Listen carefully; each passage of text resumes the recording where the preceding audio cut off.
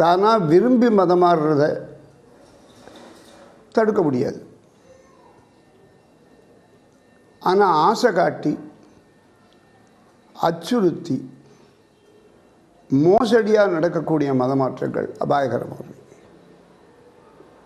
அவற்றை ஏற்றுக்கொள்ள முடியாது. மதமாற்றத்தினுடைய பின்விளைவுகள் என்ன ஏற்பட்டிருக்குங்கிறத தேச பிரிவின காலத்தில், பாகிஸ்தானை பிரிஞ்ச காலத்தில் நாம் பார்த்தோம்.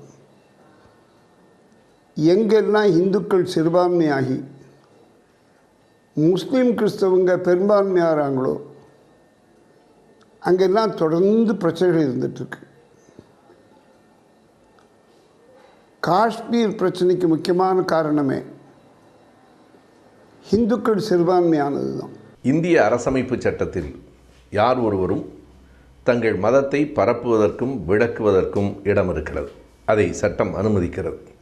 அவ்வாறே யார் ஒருவரையும் அவர் விருப்பத்திற்கு மாறாக எந்த ஒரு செயலிலும் திணிப்பதை அரசமைப்பு சட்டம் தடுக்கிறது.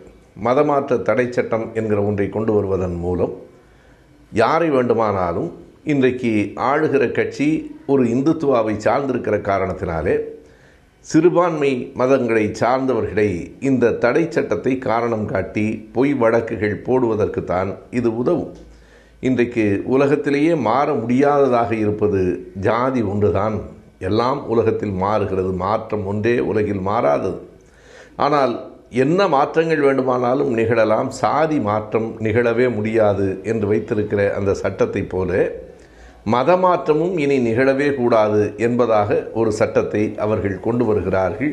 இது அடிப்படை ஜனநாயகத்திற்கும் சுதந்திரத்துக்கும் இந்திய அரசமைப்பு சட்டத்துக்கும் எதிரானது. எனவே அப்படி ஒரு தடை சட்டம் புதிதாக தேவையில்லை என்பதே என் கருத்து.